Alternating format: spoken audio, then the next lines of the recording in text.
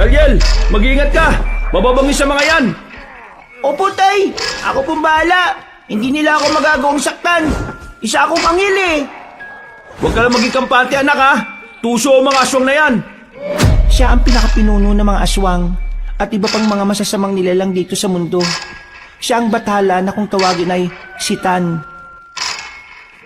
Pada sa likod ka! Humanda ka sa magbabalik ka! Ah! Hindi ka na makakabalik pa, Sitan! Sitan! Sitan! Sitan! Sitan!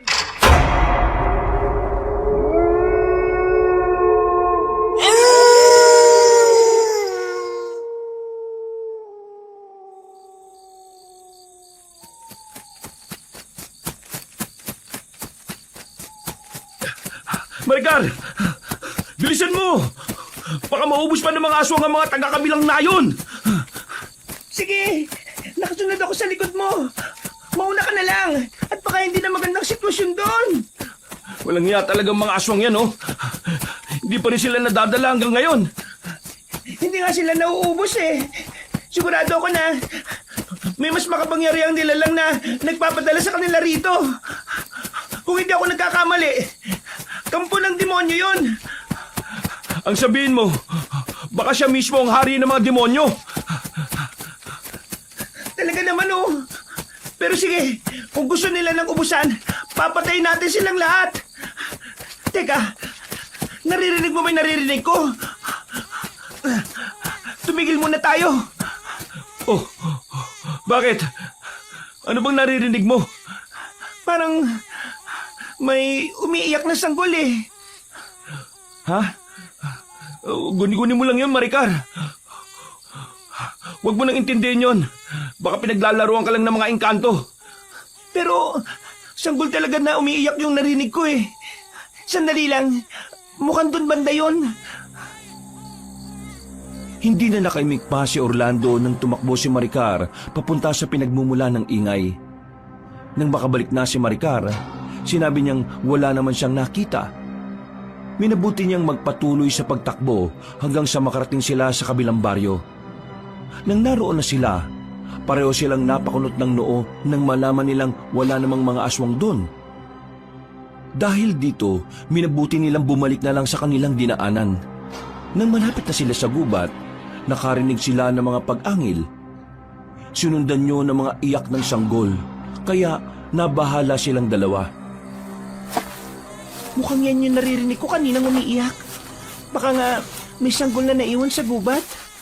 Orlando, baka napagdidiskitahan siya ng mga aswang. Baka nga, Maricar. Tara, dito na lang tayo dumaan para mas mabilis nating matuntun yung kinaroroonan niya. Bilisan lang natin. Baka kung ano na nangyayari sa sanggol. Diyos ko naman oh, ilayo niyo siya sa kapamakan. Ayun, mukhang doon nanggagaling yung iyak ng sanggol. Halika, lapitan natin. Ihanda mo lang yung itak mo. At baka may mga aswang nga dyan. Sige Orlando, eto na. Nahugot ko ng itak ko. Huwag lang sila magkakamaling sakta ng sanggol. Hindi, Maricar, tingnan mo bahaging yun. Aninagin mo mabuti. Ha? Paano nangyaring ang sanggol Orlando? Nandiyan ang sanggol at nababalot ng malapad na dayon. Yan oh. Sandali, ako nang kukuha riyan. Magbantay ka lang sa paligid. At baka may iba pang nilalang na narito. Nilalang na narito? Tingnan mo yung mga aswang na nakaandusay sa lupa, Orlando. Sigurado kong naubos na ang mga yon ng kung sino mang nagligtas sa bata. Sino kayang gumawa nito sa mga aswang? Halos durog na ang lahat ng mga ulo nila oh. At naliligo na rin sila sa sarili nilang dugo. Yan ang hindi natin alam. Pero magpasalamat na lang tayo dahil iniligtas niya ang sanggol. Nang makuha ni Orlando ang sanggol, ipinakarga niya yon sa kanyang asawa. Nagpatuloy sila sa paglalakad at habang pauwi sila, naging panay ang paglinga ng lalaki sa paligid. Nakaramdam siya ng kakaibang enerhiya, ngunit ang ipinagtataka lang niya, wala naman siyang nakitang ibang nilalang na nakasunod sa kanila. Pagkauwi nila sa kanilang bahay, agad nilang binihisan ng nasabing sanggol. Habang ginagawa nila yon, naging panay ang pagtawa niyon. Kung nabuhay lang sana ang anak natin, siguro mga ganyan na rin siya kalaki, ano? Oo nga. At malamang magkasing likot na rin sila. Sayang at maaga siyang kinuha sa atin. Talagang napakawalang hiya ng mga aswang na yun. Kung hindi dahil sa kanila, hindi sana nawala ang anak natin. Ano ka ba naman? Sigurado ako nakaloob ng Diyos ang sanggol na yan sa atin. Kaya magmula ngayon, siya na ang magiging anak natin. Eh kung siya na nga ang magiging anak natin, ano naman ang ipapangalan natin sa kanya? Alam ko na. Parang anghel ang itsura niya.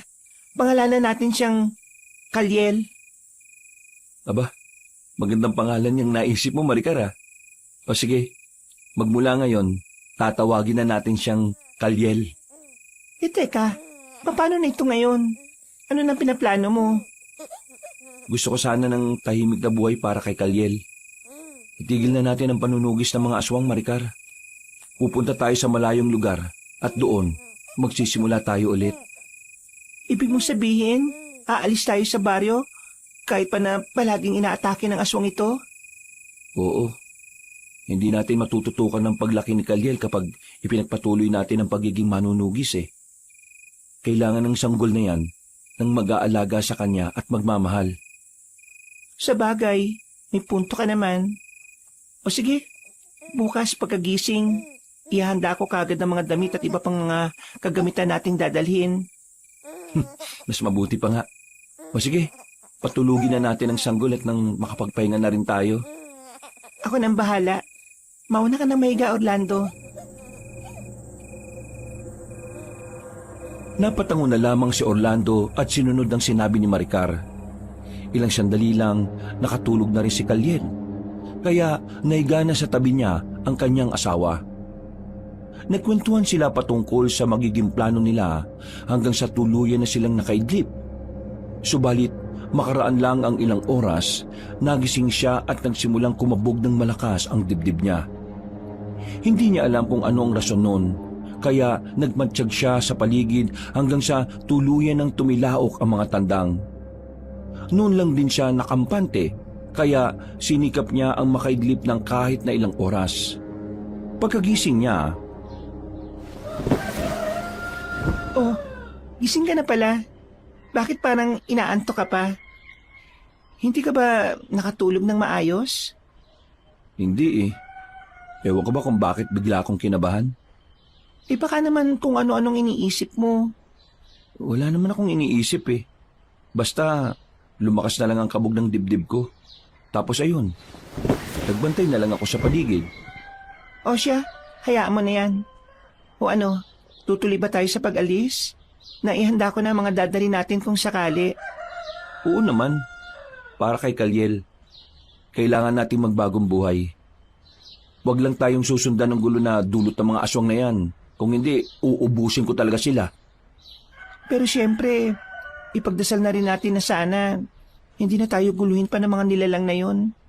May anak na tayo eh. Oo nga, Maricar. Basta, kahit na anong mangyari, papangalagaan ko kayo ni Kalyel. Maraming salamat naman, mahal ko. Nagpasya na rin si Orlando na maligo at magbihis. Nang matapos na sila, nagpasya na silang umalis sa nasabing baryo. Sakay sa kangga, nahila ng kanilang alagang kalabaw. Tumungo sila sa isang liblib na baryo na nasa kabilang bayan nila. Dahil malayo ang nasabing lugar, halos 2 araw silang naglakbay. Pagdating nila roon, nakiusap sila sa kapitan na kung pwedeng makapagtayo ng bahay roon. Maswerte silang mag-asawa dahil pumayag agad ng kapitan sa kagustuhan nilang doon tumira. Naging tahimik ang buhay nila roon at nagawa nilang matutukan ng sanggol na kanilang kinupkop. Makalipas ang maraming taon, payagan na kasi natin si Kalyel na makipaglaro sa kapwa niya bata. Paano naman siya matututo ng pakikisama sa kapwa kung ikukulong natin siya rito sa bahay? Ayaw ko lang naman na masugatan siya sa labas eh.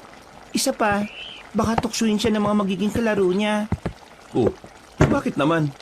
Dahil ba isa siyang anak araw? Bakit? Tao din naman siya. Isa pa, bibihira nga yung ganyan eh. May swerteng hatid ang mga ganyang tao. Mga bata lang ang kalaro niya. Hindi nila maiintindihan ang patungkol sa bagay na yan. Basta, para sa akin, mas mabuti kung hahayaan natin siya. Kailangan niya makibagay sa mga tulad niyang bata. Tanggapin man nila siya o hindi. Ikaw ang bahala. Basta kapag umuwing umiiyak yung anak natin, hindi ko na siya hahayaan pang lumabas ng bahay, O sige na, ikaw ang bahala. Basta bigyan lang muna natin siya ng pagkakataon para malibang at makapamuhay naman ng Norman. Oo na, Orlando. Payag na ako sa gusto mong mangyari. Nang mga panahong yun, tinawag nila si Kaliel at pinayagang makapaglaro sa labas.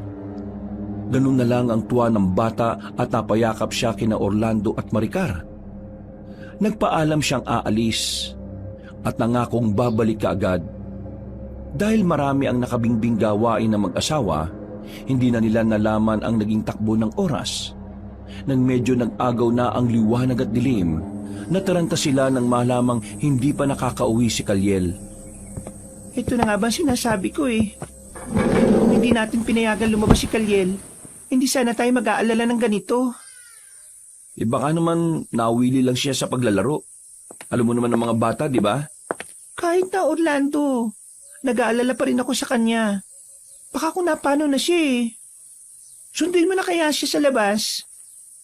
Hindi. Hintayin na lang muna natin siya, Maricar. Kung hindi pa rin siya makakauwi kapag pumatak na ang alas 6, tsaka ako siya susunduin. Hindi ba natin mag-alas 6, Orlando? Baka may masama nang nangyari sa kanya Sige na, sunduin mo ng anak natin. Oo na nga. Para sa ikakapanatag ng loob mo. Sandalit, aalis na muna ako, ha? O sige, mag-iingat ka.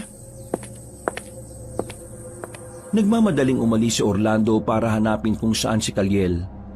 Saktong pagkababa niya, nakita niya ang bata na may kasamang matanda. Habang papalapit siya sa kanila, napansin niyang hindi mapakali ang bata. Dahil dito, mas binilisan niya ang paglalakad hanggang sa makalapit na siya sa kanila. O Kaliel, anak, bakit hindi ka umuwi kaagad? Ang nanay mo, nag-aalala na ng sobra sa'yo. Baka kung ano na raw ang nangyari sa'yo Pasensya na po kayo, Tay. Hindi ko po kasi namalayan ng oras Ay, teka po. Si Tandang Natis po pala. Isasama ko siya sa atin. Kasi nauuhaw raw siya at nagugutom Magandang araw. Pasensya na't inabala ko pa itong anak mo. Nauuhaw kasi ako at nagugutom. Siya lang naman ang malalapitan ko kasi umalis na ang mga kalaro niya Tama po si Tandang Natis, Itay. Pwede po bang bigyan natin siya ng makakain at may inom? Aba, oo naman. Halina po kayo. Sakto kasi nagluto si Mrs. ng nilagang saging. Ay, nako. Salamat naman at maiibsa na ang gutom ko. Ilang araw din kasi akong naglakad hanggang sa makarating dito Bakit po? Saan po ba kayo galing, Tandang Natis? Sa malayo. Sa bundok kung saan ako nakatira. Napilitan kasi akong umalis doon dahil nagsisimula ng magkutaro ng mga aswang. Mga aswang? Sigurado po ba kayo sa sinasabi ninyo? Oo naman. Tingnan mo itong mga braso ko May mga kalmot pa nga Napatango na lang si Orlando sa winika ni Tandang Natis. Mas binilisan nila ang paglalakad nila hanggang sa makarating na sila sa bahay nila. Nagpakilala na rin si Orlando sa matandang ermitanyo at ipinakilala rin niya si Maricar. Dahil saktong luto na ang nilagang saging, inalok na rin nila si Tandang Natis na sumalo na sa kanila. Habang kumakain, napansin ni Orlando na parang balisa si Kaliel. Ganun pa man, hindi na muna niya ito tinanong at minabuting makipagkwentuhan na lang muna sa matanda. Alam niyo, may natagpuan akong kuweba na malapit lang dito. Wala pang nakatira. Kaya naisip kong doon na lang muna manatili. Kung gusto niyo, gumala kayo ron. Hindi naman gaanong malayo rito ang gubat na kinaroroonan nun Sige, sa susunod na lang po, Tandang Natis. Paggabi na rin po kasi. Baka gusto niyo pong dito na muna manatili. Delikado kasi sa daan. Oo nga po, Tandang Natis. Baka kasi kung ano pa yung mangyari sa inyo. Maraming loko rito eh. Ay, naka. Kahit saan naman tayo pumunta, may mga loko rin eh. Ay, hindi bale. Hindi naman ako natatakot sa kanila. Hampasin ko pa sila ng tungkod ko eh. Iba pa rin po na nakakasiguro tayo sa kaligtasan ninyo. Sa mga susunod na pagkakataon na lang, Orlando. Hindi pa kasi ako gaano pamilyar sa gubat na yun eh. Gusto ko munang gumala ron para naman alam ko ang pasikot-sikot nun. Kayo po ang bahala.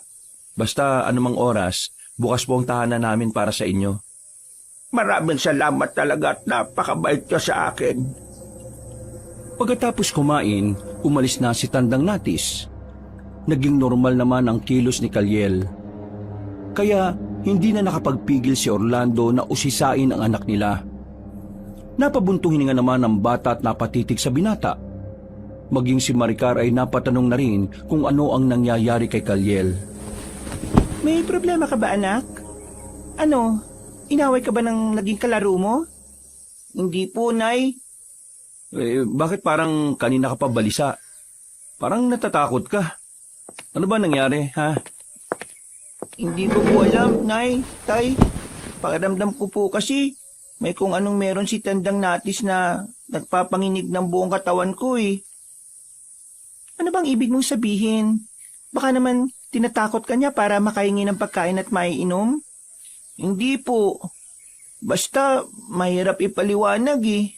Pero pakiramdam ko may kakaiba talaga sa kanya. Natural lang yan, anak. Isa kasi siyang ermitanyo. Kung ano-ano na yung enerhiyang nahihigop niya sa gubat. Baka nga may mga alaga pa siyang engkanto eh.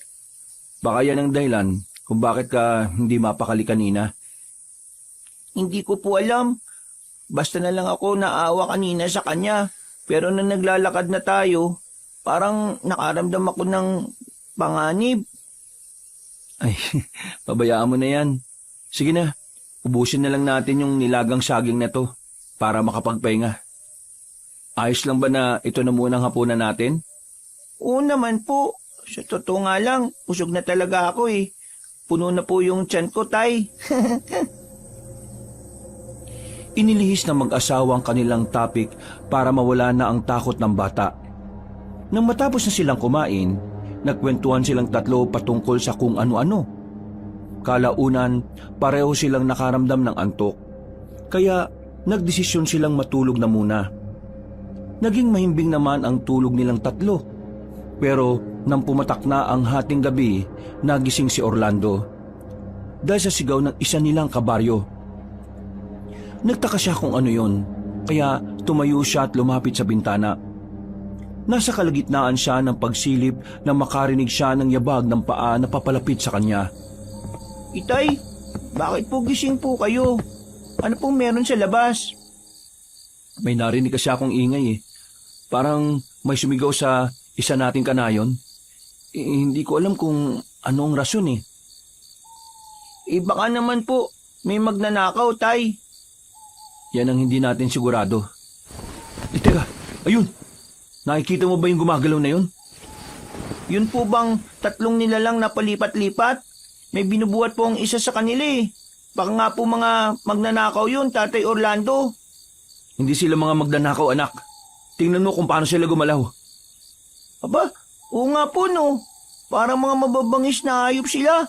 Tsaka nagbabaga pa po yung mga mata nila.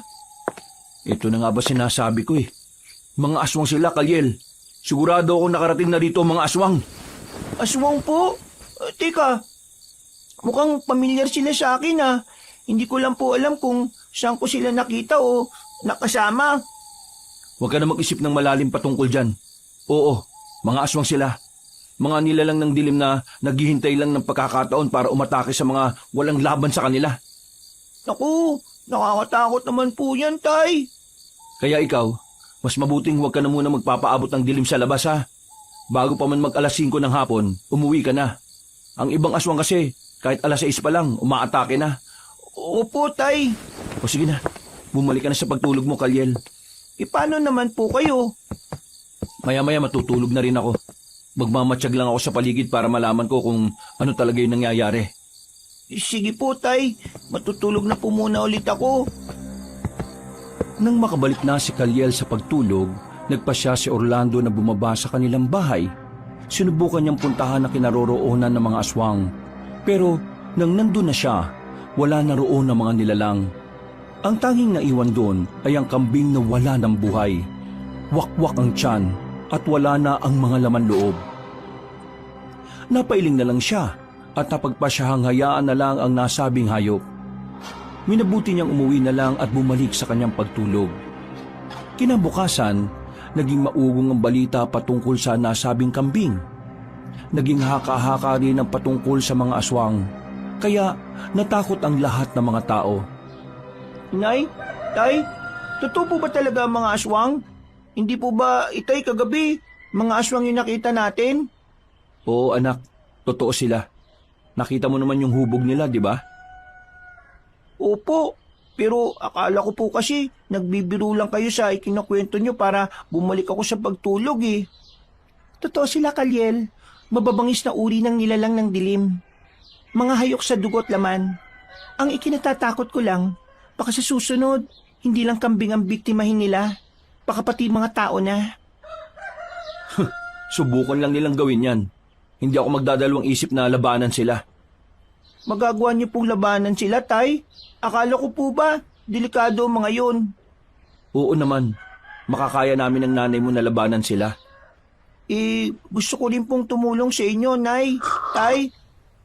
Wag na, masyado ka pang bata para dyan. Isa pa, kaya naman naming labanan sila eh. Siya nga pala, Kaliel, mas mabuti siguro kung wag ka muna makipaglaro sa mga kababata mo ha. Delikadong sitwasyon ngayon, anak. At hindi pa natin alam kung kailan ulit aatake ang mga aswang na yon. Sige po, Inay. Dito na lang po muna ako sa loob ng bahay. Magbabasa na lang ako ng mga hiniram kong comics. Mas mabuti pa nga kung ganun, Kaliel. Unahin mo ang kaligtasan mo. Marami pa naman pagkakataon para maglaro eh. Hindi na muna nakipaglaro sa mga batang kagaya niya si Kaliel. Gabi-gabi ring nagmatsyag sa paligid si Orlando, pero hindi na naulit pa ang ganoong pangyayari. Isang gabi, habang nagmamatsyag sa paligid, naibaling niya ang pansin niya kay Kaliel. Lumakas ang kabog ng dibdib niya nang makitang nasa anyo ng isang anghelang bata at may mga balahibong nagsilaglagan sa banig nito.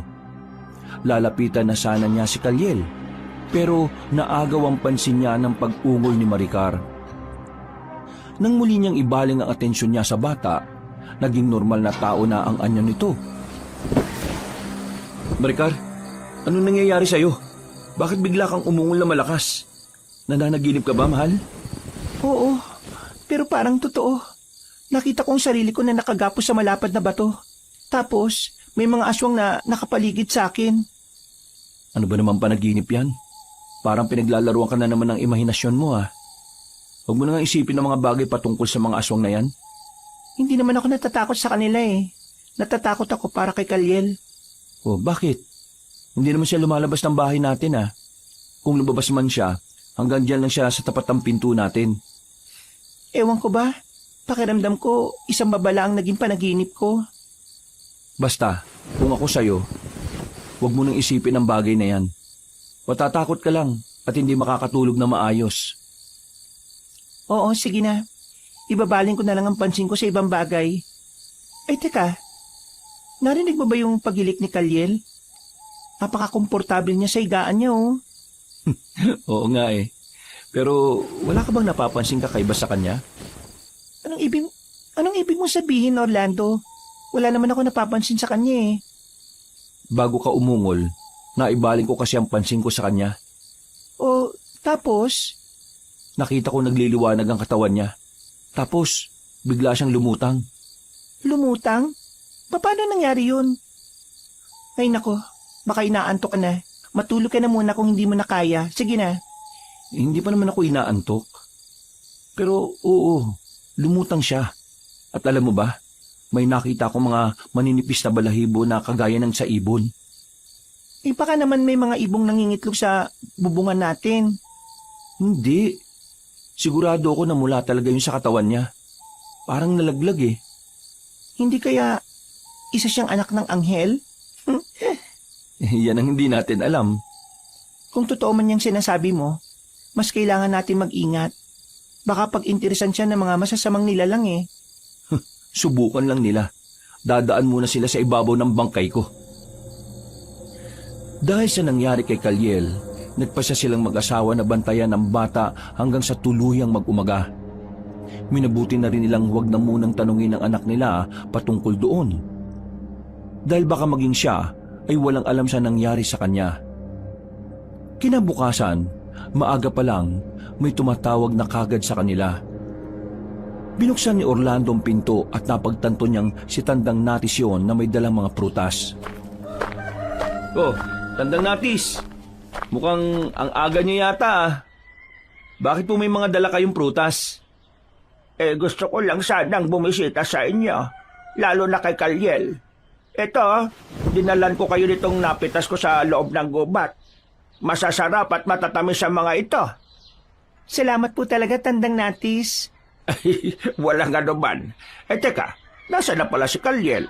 Tulog pa rin ba? Ewan ko po ba? Sandali, pupuntahan ko po muna siya. Maricar, ikaw na munang bahala kay Tandang Natis ha. Ay, ayos lang ako. Sige, gusto ko siyang makita eh. Napakunot ng noo si Orlando kung bakit hindi lumabas ng kwarto niya si Kalyel. Nagmamadali siyang pumunta roon at nang naroon na siya, naabutan niyang nakatalukbong ng kumot ang bata.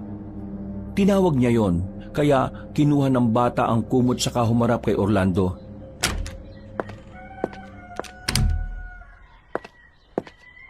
Ano ba nangyayari sa'yo, Kalyel? Bakit parang natatakot ka? Wala po, Tay. Hindi ko nga po alam eh. Nanginig lang po bigla yung buong katawan ko. Parang may kinatatakutan ako. Baka naman masama lang ang pakiramdam mo. Halika sa labas. Nandun si Tandang Natis. May dala siyang mga prutas. At para sa'yo daw lahat ng mga yon. Talaga po? Oo. Hinahanap ka nga niya eh. Halika na, anak. Naghihintay siya sa'yo eh. Sige po, Tay. Teka po. Wala po ba kayong napapansin kakaiba sa kanya? Ano bang ibig mo sabihin, anak? Nakikita ko po kasi yung parang liwanag na nakapalibot sa tao eh. Katulad ng sa inyo ni Nanay. Kulay puti po ang nakapaligid sa inyo. Pero si Tandang Natis po. Oh, bakit? Ano bang kulay ng aura niya? Kulay itim po, Itay eh. Ano po kaya ibig sabihin nun? Hindi ko rin alam. Pero sige, pabayaan na muna natin ang mga aura-aura na yan. Halika na, naghihintay siya sa'yo. Gusto ka raw niyang makita eh. Sige po, Tay Orlando. Bumalik si Orlando sa sala at kasama na niya si Kalyel. Nang naroon na, nagkwentuhan sila at sinabi ng matandang ermitanyo na gusto niyang isama si Kalyel sa kuweba nito. Subalit, dahil sa sinabi ng bata patungkol sa may itim na aura ng matandang ermitanyo, hindi pumayag si Orlando. Siguro po sa susunod na lang, Tandang Natis. Hindi kasi sanay si Kalyel sa mga gubat eh. Mabilis lang naman sana. Igagala ko lang sana siya sa kuweba ko. Ihahatid ko lang din sana siya kagad. Sa susunod na lang po, Tandang Natis. Pangako po, sasama na ako sa susunod. Basta po kasama si Nanay o si Tatay ha. Sige. Basta pangako mo yan, Kalyel ha. Oo naman po. Napangiti na lang si Tandang Natis saka nagpaalam na aalis na.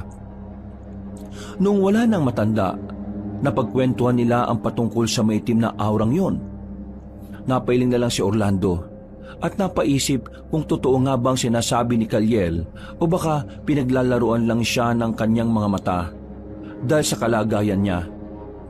Minabuti nilang huwag nang kainin ang prutas dahil baka kung ano pa ang mangyari sa kanila.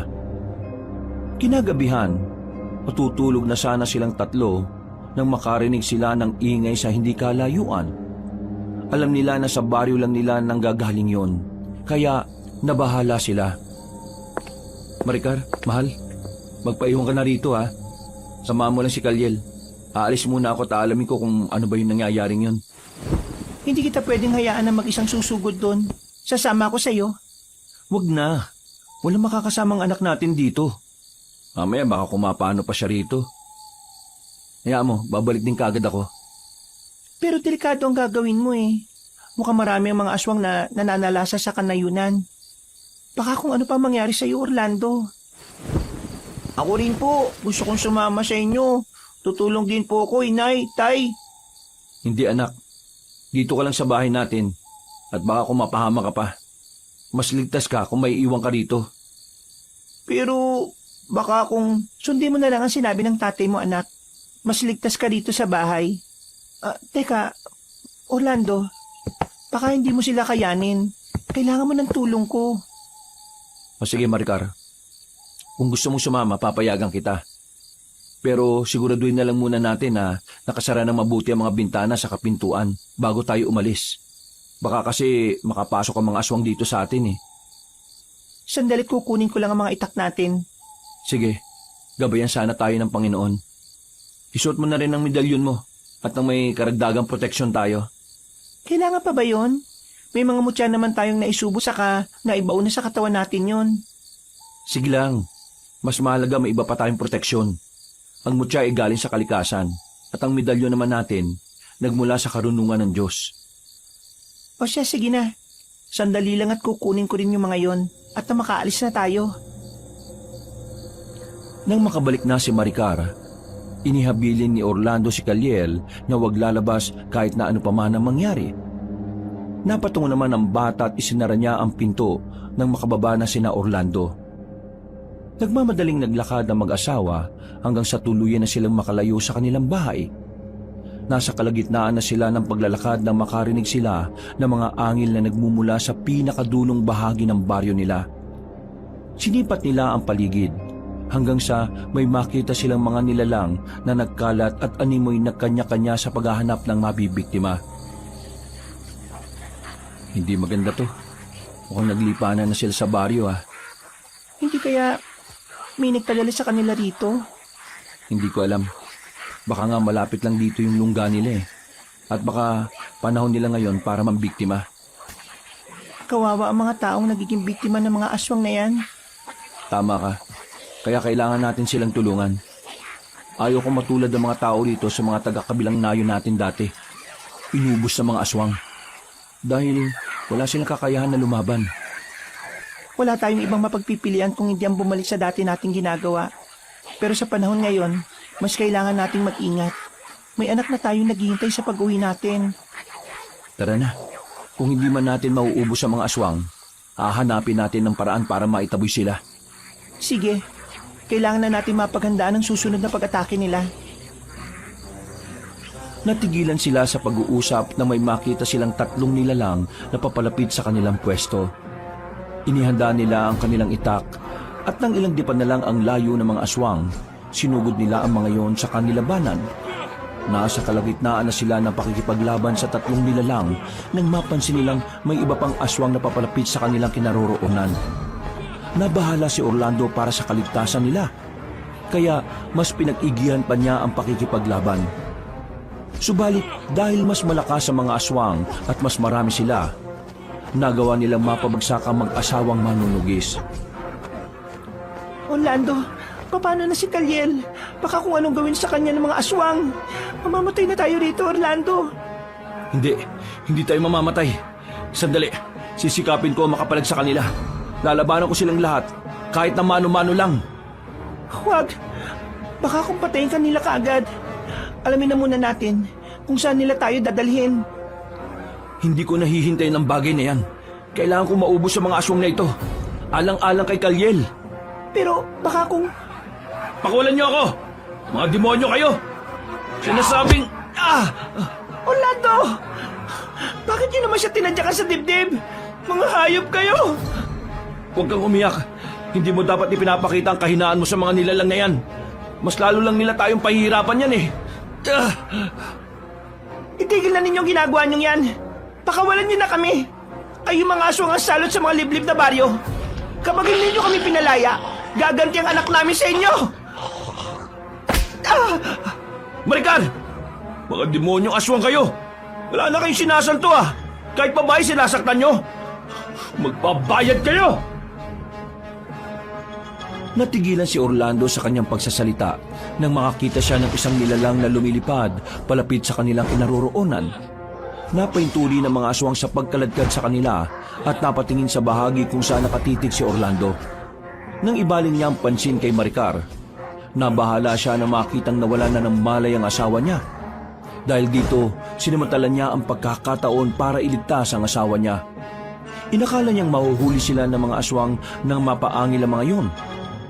Pero nang lingunin niya, nakita niya kung paano sila nakipaglaban sa isang batang nagliliwanag at mayroong pakpak na kagaya ng sa ibon. Maricar! Maricar! Gumising ka! Uy! Anong nangyayari? Nandiyan pa ba ang mga aswang? Nakaligtas ba tayo, Orlando?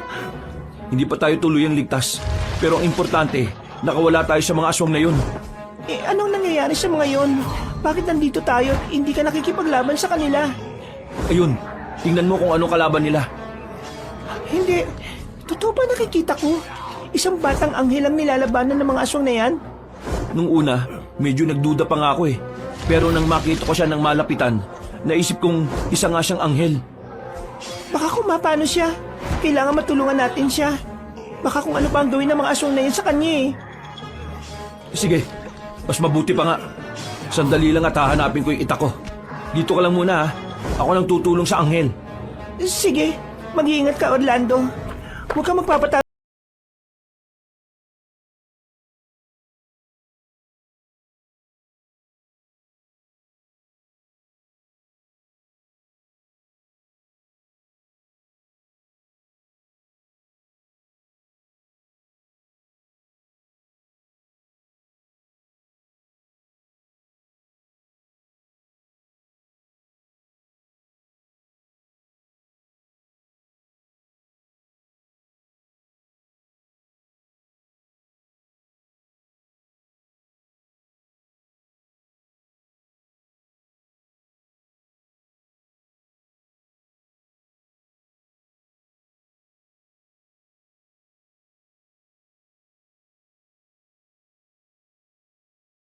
Balikan na lang si Maricar na nooy nakatayo na rin. Ubus na ang mga aswang, pero hindi natin alam kung kailan ulit aatake rito yung mga yon. Ang anghel, nasaan na siya? Nakausap mo ba siya? Hindi eh. Bigla na lang umalis nung tanungin ko siya. Parang umiiwas. Sayang naman. Nalaman na sana natin kung sino yung nagpadala sa kanya at kung bakit niya tayo tinulungan. Tutulungan kaya niya ulit tayo? Yan ang hindi natin alam. Pero kung tutulong man siya sa atin, sana bigyan niya tayo ng pagkakataon para makilala siya. Teka, ang mga katawan pala ng mga aswang. Anong gagawin natin sa mga yan? May malalim na bangin malapit dito sa dulo ng baryo. Ilog ang nasa ilalim nun. Kaya siguradong aanurin sila ng tubig. Hawakan mo na lang itong mga itak at ako nang bala sa mga katawan nila. Sige, mag-iingat ka ha. Baka may iba pang mga aswang na narito. Mag-iingat ka rin. Sige na, bibilisan ko lang ang paglilikpit sa mga bangkay na yan. Pagkatapos uuwi na tayo. Umalis si Orlando para itapon sa bangin ang mga bangkay ng aswang. Dahil malalim na ang gabi noon, alam niyang walang ibang taong nakakita sa kanyang ginawa. Halos inabot siya ng 1 oras bago niya maitapon lahat ng katawan. Noon din, binalikan niya si Maricar at niyayang umuwi na. Dulot na matinding pagod niya, agad siyang nakatulog at hindi na nakapaglinis ng kanyang katawan. Kinabukasan, naging matunog sa kanilang baryo ang patungkol sa pananalasa ng mga aswang. May kwento ring kumalat na may nakakita kung paano labanan ng isang babae at lalaki ang mga nilalang. Nakapagtataka lang talaga. Hindi man lang natin nakita kung sino mang saksi ng anghel. Baka naman sa atin lang talaga siya nagpakita, Orlando. Ano po yung pinag-uusapan nyo, Nay? Tay? Anghel po ba? Oo, anak. Kagabi kasi, nung nakikipaglaban kami ng nanay mo, may tumulong sa aming anghel. Parang bata pa siya eh. Pero nakita ko kung paano siya makipaglaban.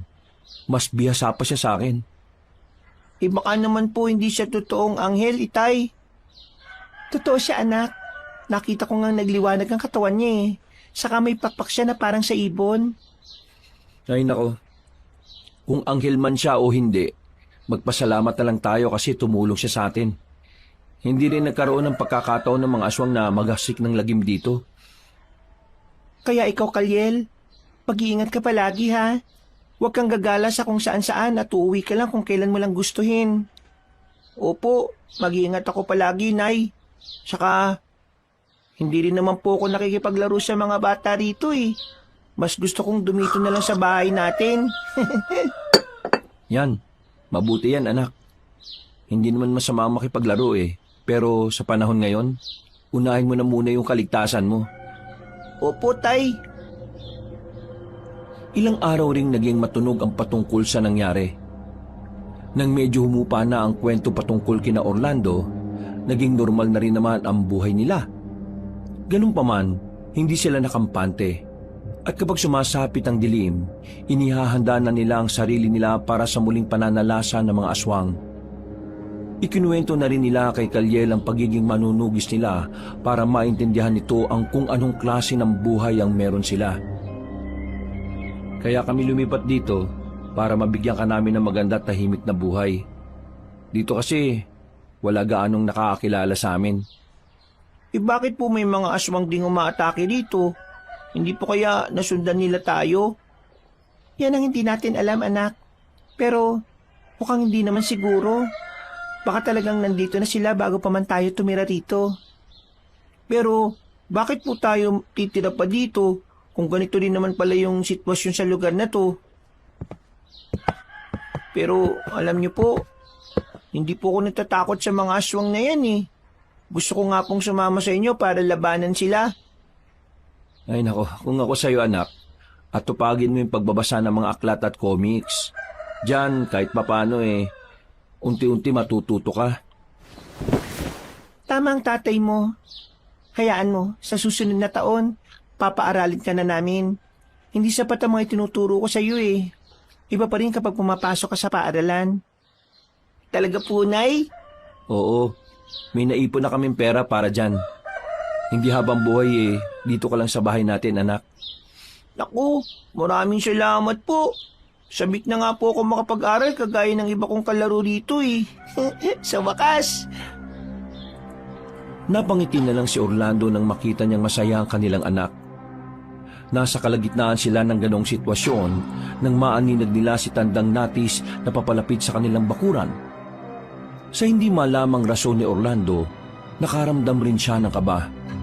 Sinabihan niya sina Maricar at Kalyel na pumasok muna sa kanilang bahay. Pero tumanggi ang dalawa.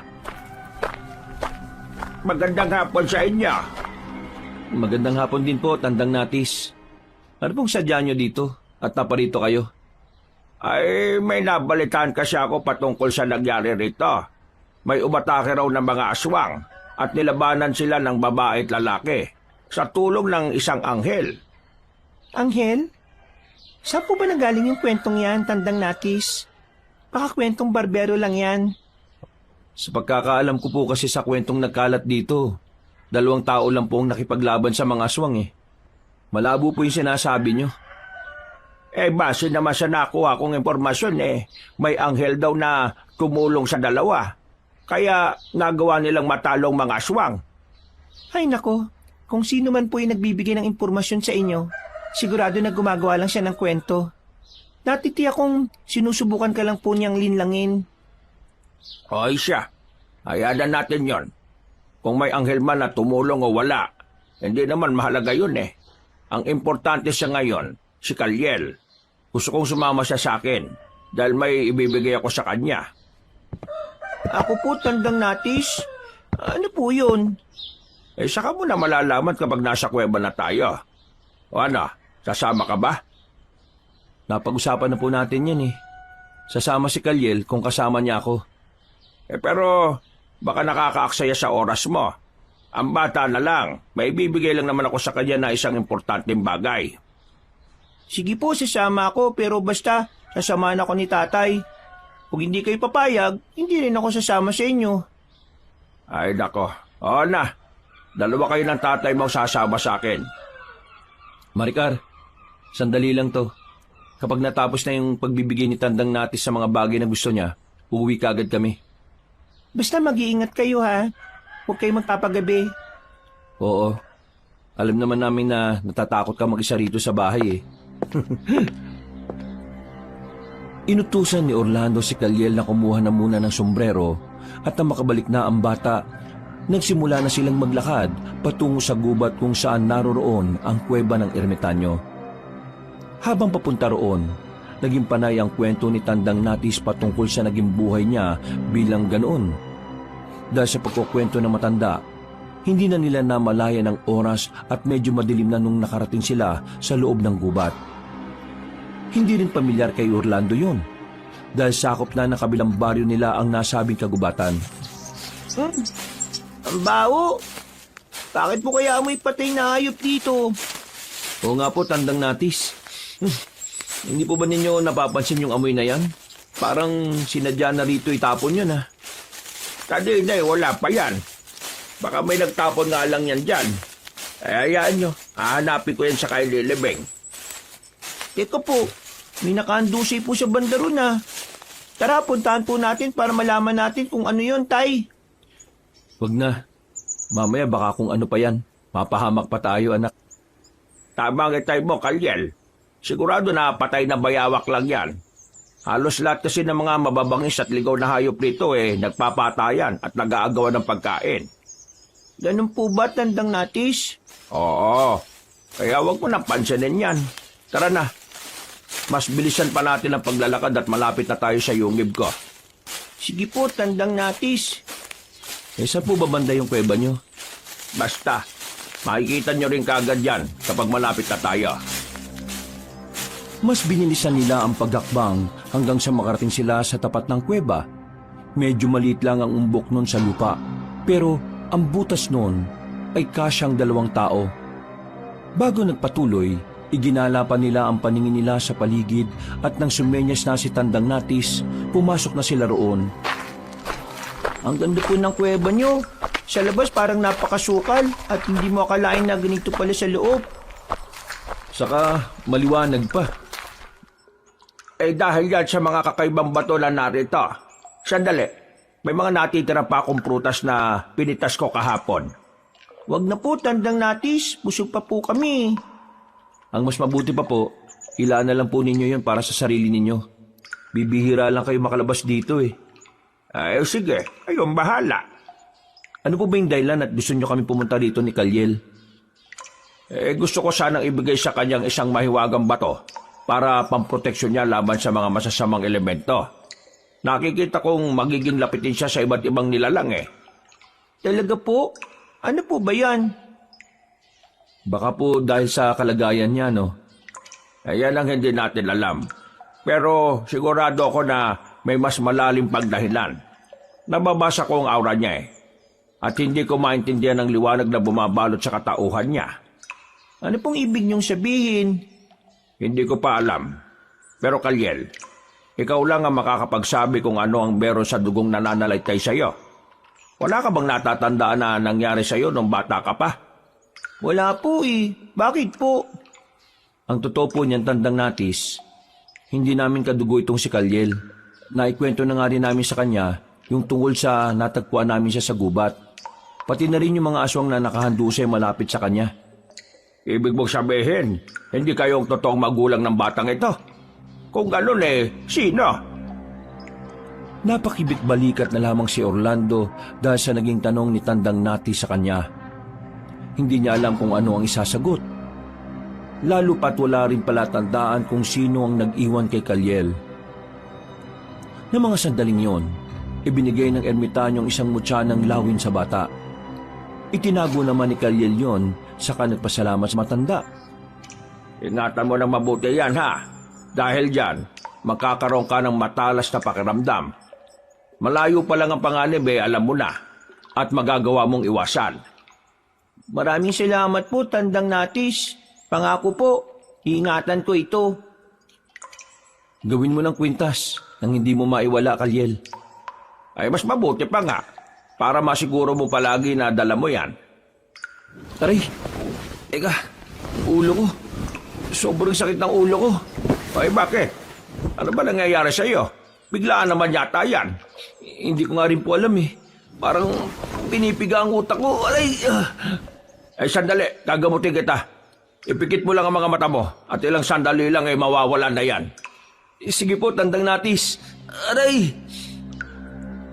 Ipinatong na matandang ermitanyo ang palad niya sa ulo ni Orlando. Nasa ganong kalagayan siya nang hindi niya inaasahan, bigla siyang nagkaroon ng pangitain. Nakita niya si Maricar na tinatangay ng mga aswang, kaya bigla siyang kinabahan. Agad niyang sinabi yung kay Tandang Natis kaya nagtaka naman ang naturang ermitanyo. Kailangan na po namin makauwi. Baka po kung ano nang nangyayari kay Maricar. Huwag mo nang isipin ang pangitain mo. Sigurado ako na nag-aalala ka lang dahil na iwang mag-isang asawa mo sa bahay niya. Mas mabuti pa po kung umuwi na po muna tayo, Tay. Nakita ko rin kasi sa pangitain ko yung tungkol sa sinasabi niyo eh. Diyos ko, sana naman walang mangyari masama kay Maricar. Sige, Kalyel, umuwi na tayo. Kung ano man ang mangyayari, bumalik kayo rito ha. Baka kailangan ninyo ng tulong ko. Sige po, Tandang Natis. Maraming salamat po talaga sa inyo. Aalis na po kami. Mag-iingat kayong dalawa, lalo ka na Kalyel. May malaki ka pang misyon dito. Ano pong ibig niyong sabihin? Basta, sa susunod na lang natin pag-usapan ang bagay na yan. Sige na, baka kailangan na kayo ni Maricar. Noon din, lumabas sina Orlando sa kuweba. Napalingon pa sila roon at agad na nakaramdam ng kilabot. Dahil madilim na ang paligid, binilisan nila ang paglalakad nila hanggang sa makarating na sila sa baryo nila. Nang makita na nila ang bahay nila, lalo nilang binilisan ang paglalakad. Subalit, nang maaninag niyang nakatiwangwang ang bintana at pinto sa ganong oras, nabahala na si Orlando. May nangyari sa nanay mo. Tara, kailangan makarating kagad tayo sa bahay at nang malaman natin kung ano yun. Teka po, may naririnig akong sigaw ng babae sa malayo. Diyos ko, sana naman hindi si Maricar yun. Mukhang papunta po sa bundok, Tay. Basta boses ng babae ang naririnig ko. Kalyel, tumakbo na tayo pa uwi. Baka kinuha siya ng mga aswang. Ang mga hayop na yun. Magbabayad sila kapag may ginawa silang masama kay Maricar. Nang makarating sila sa tapat ng bahay nila, naging panay ang pagtawag nila kay Maricar. Subalit, nang walang sumasagot, pumasok na sila. Ganun na lang ang kabang naramdaman ni Orlando nang malamang wala roon ang asawa niya. Lumabas pa siya para alamin kung nandoon ang babae, ngunit wala ng presensya yon. Wala rito si Maricar. Wala akong alam na pwede niyang puntahan. Wala naman siya kaibigan dito eh. Iba ka po tama yung naging pangitain natin, Tay. Sana nga hindi. Pero kung totoo, kailangan kong iligtas ang nanay mo. Baka kung anong gawin sa kanya ng mga aswang. Sasama po ko sa inyo, Tay. Pero masyado ka pang bata. Baka kung pagtulungan ka ng mga aswang at pati ikaw, mapahamak. Hindi naman po siguro, Tay. May ibinigay naman sa akin si Tandang Natis eh. At sigurado na makakatulong din ito sa atin. Sige, ikaw ang bahala. Pero bago siguro ang lahat, bumalik muna tayo kay Tandang Natis. Baka matulungan niya tayong mahanap yung kinaroroonan ni Maricar. Sige po, Tay. Pero bago tayo umalis, kunin muna natin ng itak at ang may panlaban tayo kung sakali. Pakikuha mo na rin yung gasera at ang may magamit tayo pang ilaw. Opo, Tay. Sandali lang po. Habang naghihintay kay Kalyel, napaisip si Orlando kung ano ang motibo ng mga aswang para dukutin si Maricar. Nang mapagtanto niyang baka gusto silang gantihan ng mga aswang, nanginig ang kalamnan niya dahil sa galit. Pagkabalik ni Kalyel, mabilis silang pumunta ulit sa gubat para manghingi ng tulong sa matandang ermitanyo. Pagdating nila roon, pareho silang nagtaka sapagkat wala na ang kuwebang naroon. Ang tanging nakita nila roon ay isang malaking bato na binalutan ng naglalakihang baging at ugat ng puno. Ilang beses din silang tumawag kay Tandang Natis, pero walang sumasagot sa kanila. Mukhang naligaw tayo, Kalyel. Baka hindi ito yung kuweba ng matandang ermitanyo. Ito po yun, Tay. Natatandaan ko po yung mga punong nakatayo malapit dito eh. Sigurado po ako na dito tayo pumasok. Eh bakit kaya walang lagusan dito? Baka namalikmata lang tayo, Kalyel. Sandali po. Pakikiramdaman ko po kung ito yung kuwebang yon o hindi. Ha? Ito yun. Sigurado po ko, Tay. Kakaibang enerhiyang nagmumula dyan eh. At nararamdaman ko rin kanina. At naramdaman ko rin yan kanina. Bakit kaya wala siya rito? Hindi kaya nilinin lang niya tayo? Hindi ko po alam. Para po kasing... Sino kayo? Bakit kayo nandito? Kami po ito, Tandang Natis. Sina Orlando at Calyel po. Ay, kayo pala. Teka, bakit bumalik kayo rito? May kailangan ba kayo? Opo, may nangyari po kasi, Tandang Natis. Ay bakit? Ano ba nangyari? Isinalaysay nila ang patungkol sa pagkawala ni Maricar. Humingi rin sila ng tulong sa matanda para malaman kung saan ang lokasyon ng babae. Noon din, ikinumpas na matanda ang tungkod niya sa ere at sa isang pagkisap ng mga mata ni Orlando, nakita niyang nagbagong anyo ng malaking bato na nasa harapan nila. Naging isang kuweba yon at animoy humawi sa mga ugat at baging na bumabalot doon. Pumasok sila sa kuweba at sinubukang alamin ng ermitanyo ang kinaroroonan ni Maricar. Hindi ko makita kinaroroonan nila. Nababalot siya ng maitim na aura. At parang may bumabakod doon. Kaya malabo. Ano pong ibig niyo sabihin, Tandang Natis? Hindi karaniwan ang dumukot sa kanya. Malakas ang kutob ko na may mas malalim siyang motibo sa ginawa niya. Iisa lang ang paraan para malaman natin kung saan naroon si Maricar. Ano po yun, Tandang Natis? Oo nga po. Kahit na ano, basta mailigtas lang namin siya. Hindi ko kaya kapag nawala siya. Isa pa, masyado pang bata si Calyel. Ano po bang kakailanganin natin? Dugo ng isang anghel na may dugong engkanto. Yan ang kailangan natin. Isa naman po tayo makakakita nun. Oo nga, Tandang Natis. Malabo po tayo makakuha niyan. Kung hindi natin makukuha ang bagay na yan, sigurado na mahihirapan tayong matunto ng lokasyon ni Maricar. Wala na akong ibang alam na paraan para mahanap natin siya. Balot ng itim na aurang lugar kung saan siya dinala. Ano po bang ibig sabihin kapag may itim na aura, Tandang Natis?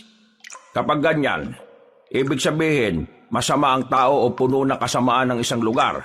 Kaya kailangan natin mag-ingat. Bibihira lang ang nakakakita ng mga aura. Kung ganun po, posible rin na makakilala at konektado ang mga nilalang na may itim ng aura? Kaya sige na, Orlando. Maghanap muna tayo ng anghel na may dugong engkanto. Pero teka, pwede ring dugo na lang ni Calyel ang gamitin natin. Baka sakaling mahanap din natin si Maricar sa pamamagitan niya. Napailing si Orlando at agad na tumanggi sa sinabi ni Tandang Natis. Alam niyang may ibang paraan pa para malaman ang lokasyon ni Maricar at hindi na kailangang masaktan pa si Calyel. Sinabi na lamang niyang babalik sila kapag nakakuha na sila ng dugo ng anghel na may dugong engkanto. Pero hanggat wala pa, sila na mismo ang magsusumikap para hanapin ang babae. Noon din, nagpaalam sila ni Calyel upang puntahan ang bundok na pinakamalapit sa kanilang lugar. Tara na, kailangan mahanap kagad natin ng nanay mo. Kung tamang sinasabi mong papunta sa bundok ang narinig mong sigaw, ibig sabihin, dun siya dadalhin ng mga aswang. Ano po kaya kung dugo na lang po ang gamitin natin? Baka naman po kung sakali, mahanap din natin kagad si nanay. Wag na anak. Hindi natin alam kung ano talagang intensyon ng ermitanyong yun eh. Isa pa, narinig mo naman ang sabi niya, di ba? Yung alin po? Yung patungkol sa maitim na aura? Oo anak, hindi ba't nasabi mo dati na maitim ang aura ng ermitanyong yon? Malakas ang kutob ko na masama siya.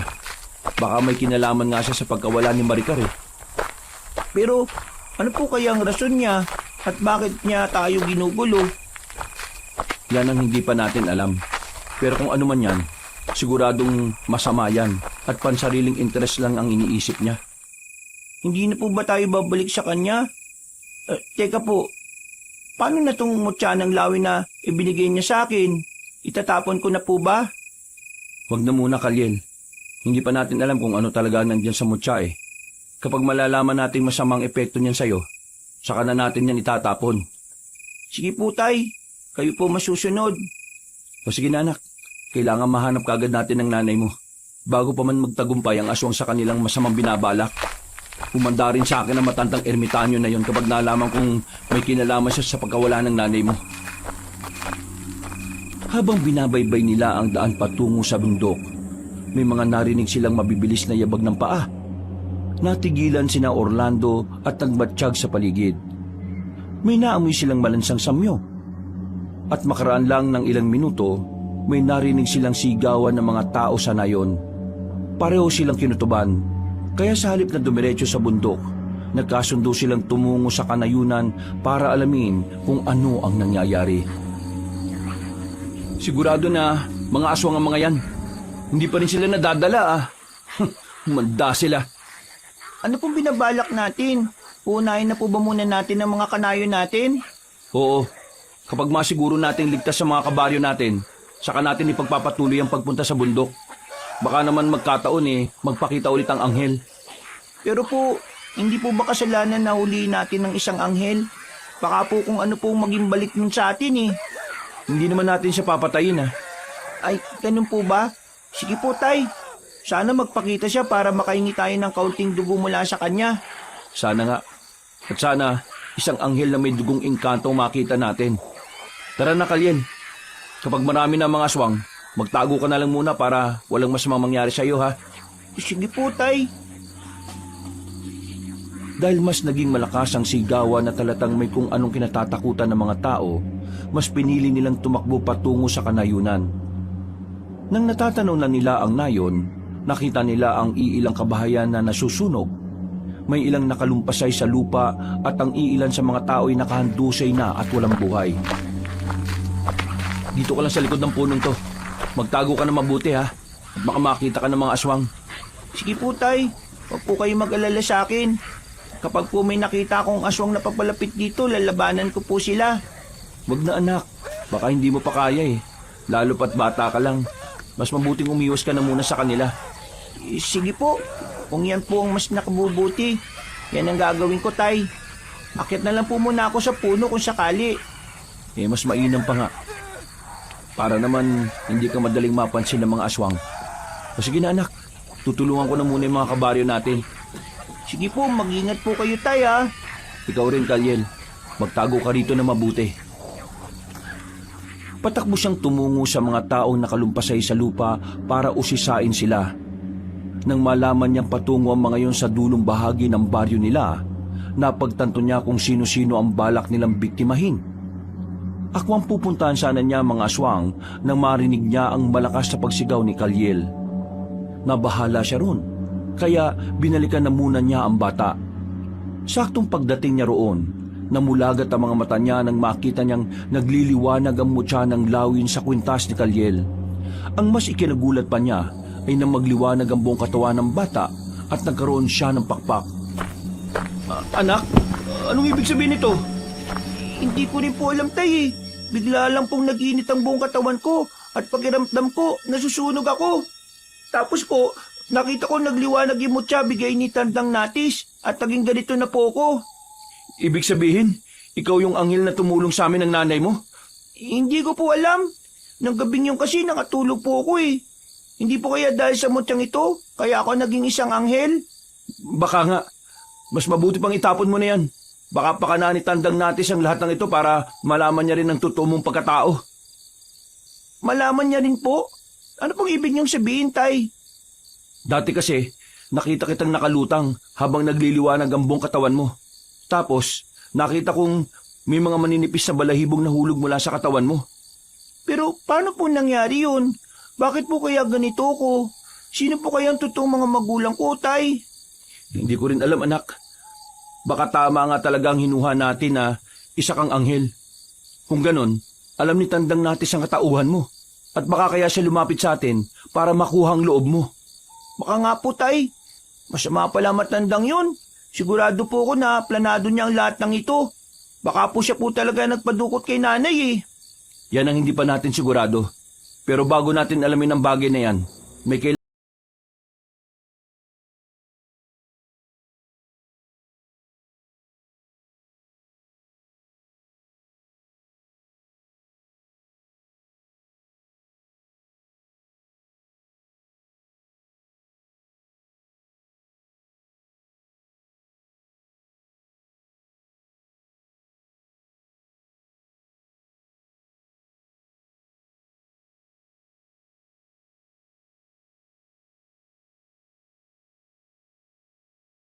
niya roon. Nakikipaglaban na si Kalyel sa mga nilalang. Kaya umatake rin siya sa kanila. Kalyel, mag-iingat ka! Mababangis sa mga yan! Opo, tay! Ako pong bahala! Hindi nila ako magagawang saktan! Isa akong anghel eh! Huwag ka lang maging kampante, anak ha! Tuso ang mga aswang na yan! Opo, tay! Kayo rin po, mag-iingat po kayo! Napatango si Orlando kay Kalyel nang makita niyang may mga aswang na umaatake sa bahay ng mga matatanda.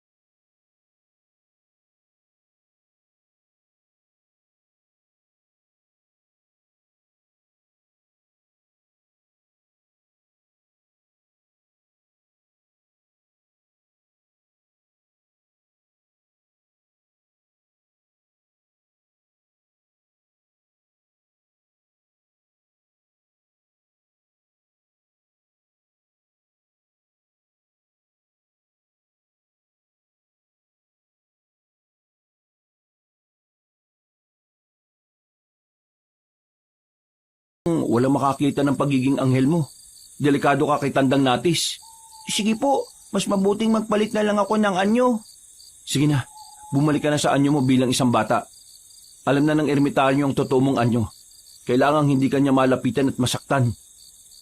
Tay, mukhang may papalapit dito. O sige na, magpalit anyo ka na. Bago pa may ibang tao na makakita sa totoong katauhan mo. Kailangan na nating hanapin ang nanay mo. Sige po, eto na, magpapalit na po ako ng anyo.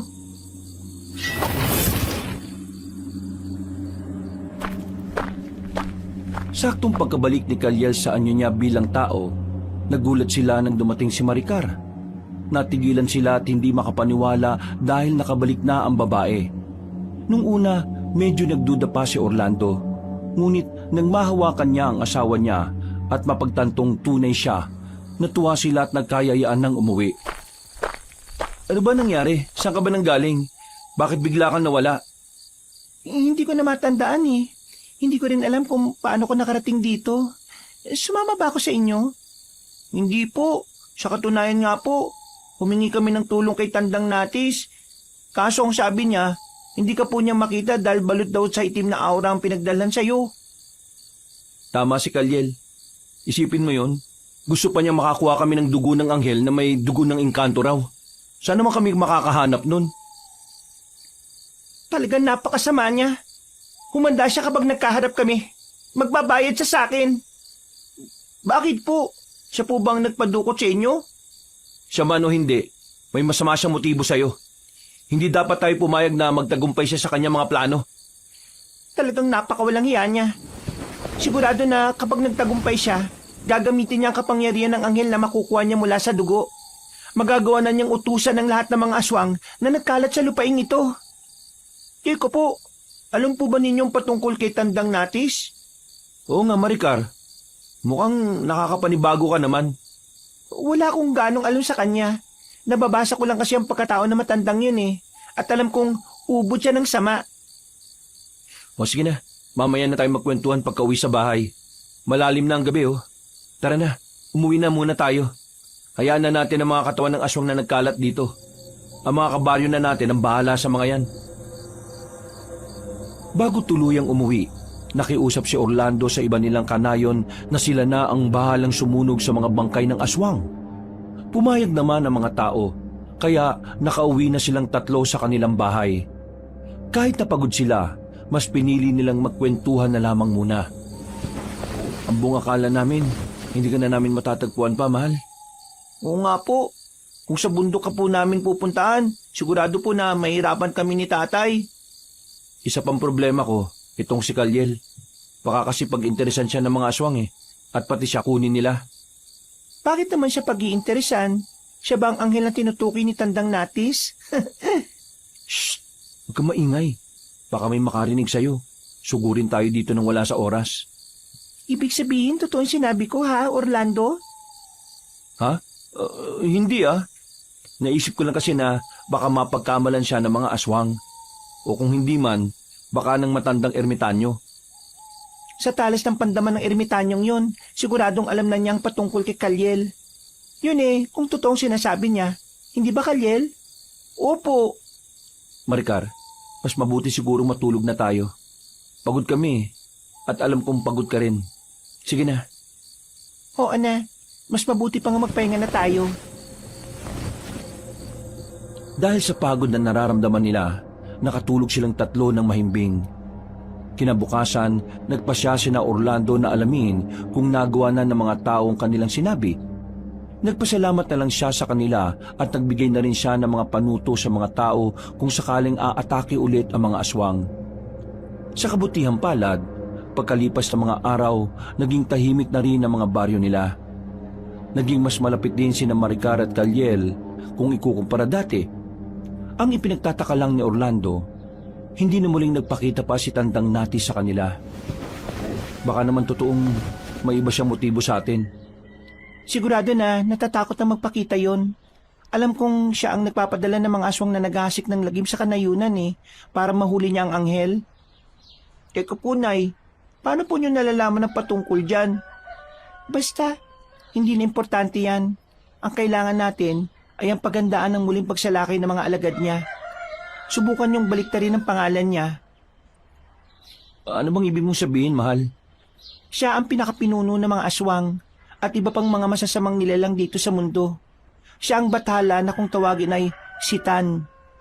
Nakukunwari lang siyang ermitanyo para malin lang niya ang mga tao. Teka, o nga po no, Natis. Natis ang pangalan niya At kung babalik ta rin, nagiging Sitan. Tama po kayo, Nay. Kung ganon, simulat sa pool, masama na motibo niya sa atin. At siguradong si Kalyel talaga ang paka niya dahil gusto niyang makuha ang anak natin. Ang timonyong yun. Huwag lang siya makakamaling gumawa ng masama kay Kalyel. Sisiguraduhin kong mapupulbo siya. Huwag natin siyang bigyan ng pagkakataon para makalapit sa anak natin. Babantayan natin si Kalyel ng mabuti. Kahit pa may kakaibang napapansin si Orlando sa pag-uugali ng kanyang asawa, hindi niya muna ito sinita. Pakiramdam din niya ay naiilang si Maricar sa kanya. Pero lalo naman itong naging malapit kay Kalyel. Iniisip lang ni Orlando na baka pagod lang palagi ang babae. O baka naman dala lang din ng kanyang pagkatapos ng buwan ng dalaw. Isang gabi, sa hindi nila malamang rason, hinila sila ng matinding takot. Nakatulog ng mahimbing sina Orlando at hindi sila nagising hanggang dumating ang umaga. Napabalikwas na lang siya nang lumakas ang kabog ng dibdib niya. Maricar! Maricar! Gising! Wala si Kalyel! Bukas din ang bintana ng kwarto niya! Ha? Ano? Hindi ito maaari. Baka dinukot siya ni Sitan. Kailangan hindi magtagumpay ang demonyo niyo sa binabalak niya. Gagamitin lang niya si Kalyel para mas lalo siyang maging malakas. Yan din ang iniisip ko eh. Tara, hanapin natin ang kuta niya at bawiin natin ang anak natin. Sige, alam ko kung nasaan siya posibleng dinala ni Sitan. Saan naman? Teka, kukuha lang ako ng itak natin. Basta, malalaman mo rin yan, mamaya. Teka, talaga bang ikaw si Maricar? Bakit simula nung mawala ka, nag-iba ka na? Ano ba nangyayari sa'yo? May problema ba? Wala. Bakit? Ano bang ibig mong sabihin? Basta, pakiramdam ko nag-iba ka na eh. Hindi na ikaw yung Maricar na nakilala ko. Ano bang problema? May nagawa ba akong mali sa'yo? Wala.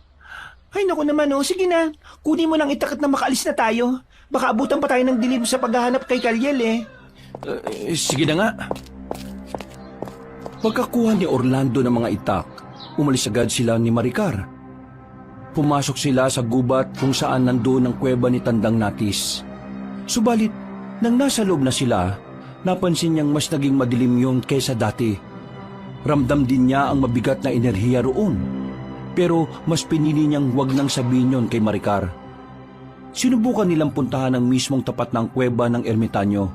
Ngunit pagdating nila sa kinaroroonan yon, wala silang nakita. Wala rin ang malaking bato na minsan nilang nasumpungan ni Kalyel doon. Wala rito matandang ermitanyo. Baka tumakas na siya pagkatapos siya makuha si Kalyel.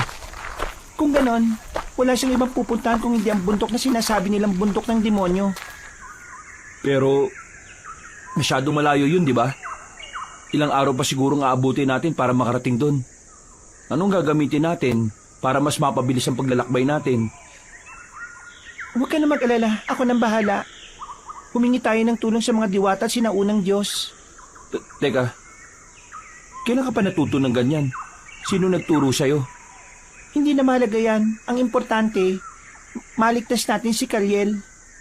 Basta pagkatapos ng lahat ng ito, gusto kong ipaliwanag mo ang lahat na nangyari Hindi na kasi kita maintindihan Sige, kung yan ang ikapapanatag mo, ilalahat ko ang lahat sa'yo.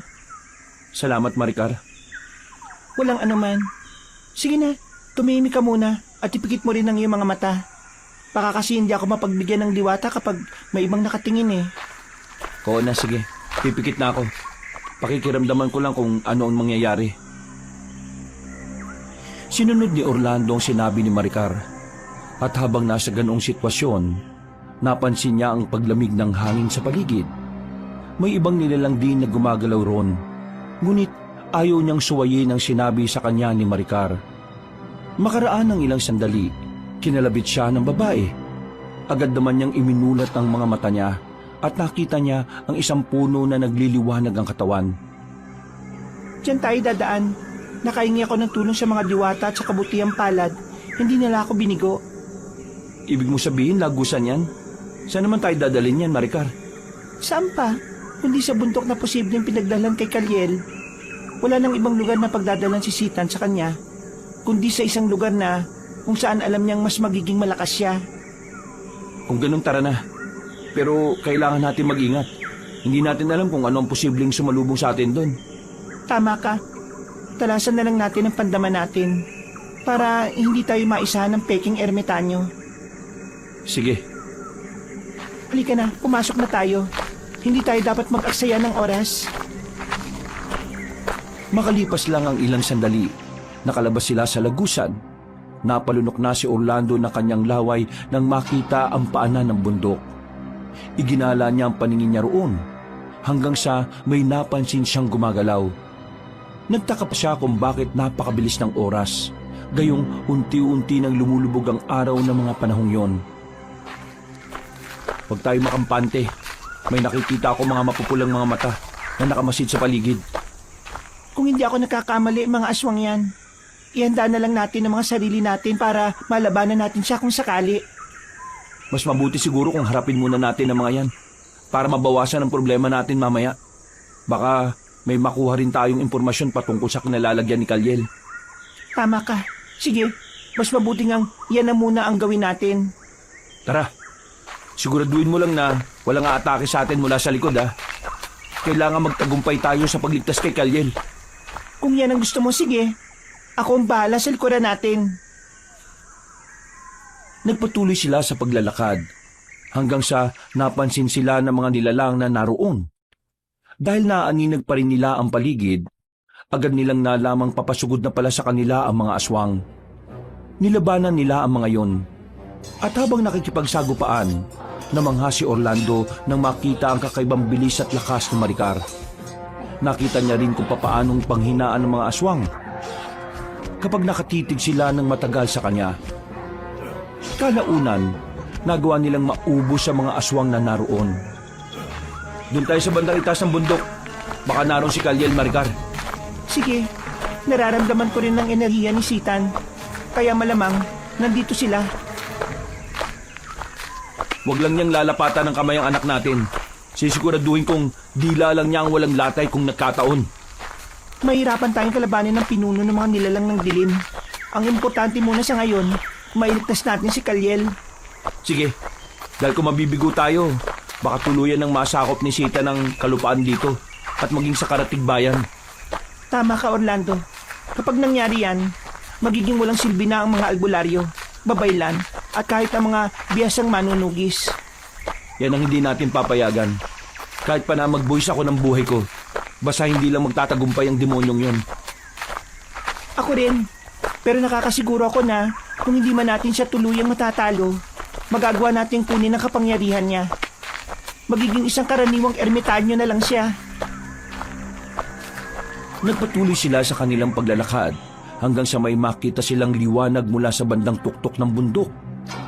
Nagkaroon sila ng hinalang doon ng kuta ni Sitan, kaya doon sila dumiretso. Nasa kalagitnaan sila ng paglalakad nang sa hindi nila inaasahan, hinarap sila ng 4 na nilalang. Sinabi ni Maricar na yun ang mga pinakaalagad ni Sitan, kaya kailangan nilang matalo mga yon. Yan ang mga hukluban, mangkukulam, mansisilat at manggagaway. Pero huwag ka mag-alala, hindi sila uubra sa atin. Paano mo nasabi yan? Basta, manood ka lang kung paano ko labanan ng mga yan. Tumabi ka at ako nang bahala. Sige, pero mag-iingat ka ha. Kapag nalagay ka sa alanganin, tutulungan kita. Ikaw ang bahala. Sige na, sasalubungin ko sila para magawa na nating lapitan si Sitan.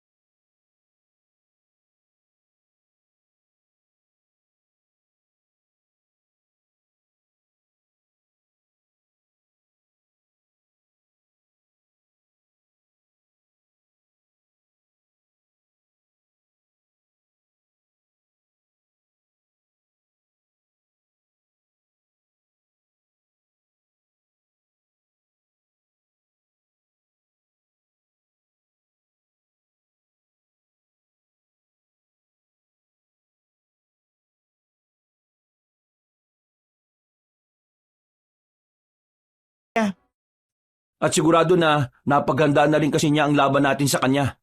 Hindi tayo ata sa kanya. Gagawin natin ang lahat para mailigtas si Kalyel. Nagsimula silang maglakad patungo sa kinaroroonan ni Sitan. Habang nakamasid doon si Orlando, nakaramdam siya ng takot dahil sa anyo ng nasabing nilalang. Hindi na siya anyong matandang ermitanyo, kung hindi isang nilalang na may sungay at mamula-mula ang balat. Nagbabaga rin ang mga mata nun, at iba kaysa sa mga karaniwang aswang. Alam niya sa sarili niyang mahihirapan sila, ngunit kailangan niyang kayanin yon alang-alang kay Kalyel. Nang ilang dipa na lang ang layo nila, ay napahalakhak si Tandang Natis at marahang humarap sa kanila. Sumenyas din siya at sa isang iglap, pinaligiran na ng mga aswang sina Orlando. Nakarating ka na rin dito, Orlando. Heh, at may kasama ka pang isang anghel. Tamang-tama ito. Pakawalan mo si Kalyel. Alam kong ikaw ang dumukot sa kanya. Pakawalan mo, dahil kung hindi, susunugin ka namin ng buhay ng asawa ko. Ah, asawa mo? Bakit hindi mo siya usisahin kung ano ang totoo? Gusto ko pa nga sanang ibalita sa'yo na 2 ang bihag ko eh. Kaso, nagulat ako ng kasama mo palang huwad na yan. Ikaw ang what, Sitan? Nagkunwari ka bang ermitanyo para lang makalapit kina Orlando? Heh, nagsalita ang hindi huwad. Bakit ikaw? Sabihin mo nga sa akin, ikaw ba ang totoong Maricar? At ang biyag ko ang siyang peke, ha? Anong ibig mong sabihin? Wala akong alam sa pinagsasabi nyo, ah. Maricar, ano to? Maricar, ipaliwanag mo kay Orlando ang lahat. Pero bago yan, mga alagad, dakpin niyo muna ang babaeng mapagkunwaring yan. Silang dalawa ni Kalyel ang gagamitin natin para mas madagdagan ang kapangyarihan natin. Sige, subukan nyo. Kung hindi ko kayo sunugin at gagawin ka mo. Bakit boses mo lang ang inibaba? Bakit hindi ka magpalit ng totoo mong anyo? Magsasalita pa sana si Orlando, pero bigla silang sinugod ng mga aswang. Napatawa naman si Sitan habang nakamasid sa kanilang dalawa. Nasa kalagitnaan sila ng pakikipaglaban nang biglang nagbago ng anyo si Maricar. Nagliwanag ang buong katawan niya at naging isa siyang lalaking may pakpak. Natulala roon si Orlando at napagtanto niyang isang anghel ang kanyang kasama. Ibig sabihin, totoong sinabi ni Sitan, isa kang anghel at nilinlang mo lang ako? Totoo, Orlando. Kaya ano ba ginagawa mo? Dakpin mo lang ang anghel na yan at nang matapos ang lahat ng ito. Oo, Orlando. Isa nga akong anghel. Ako si Azrael at ako ang totoong ama ni Kalyel. Hindi kita nilinlang. Ginamit ko lang ang katauhan ng asawa mo para maprotektahan sana ang anak ko. Alam ko rin na si Sitan ang dumukot sa kanya para magtagumpay siya sa plano niyang ito. Ang ingay mo, Azrael! Anghel ka ba talaga? Kung anghel ka, patunayan mo sa akin ang lakas mo! Ikaw, Sitan, saan mo dinalang asawa at anak ko? Sabihin ko na lang sa'yo, kung ikaw mismo ang uhuli sa anghel na yan. Orlando, nakikita ko sila. Naroon sila sa kuweba na malapit lang dito. Ako nang bala sa mga nilalang na ito. Puntahan mo sila at iligtas. Pero baka kumapano ka, Anghel Azrael.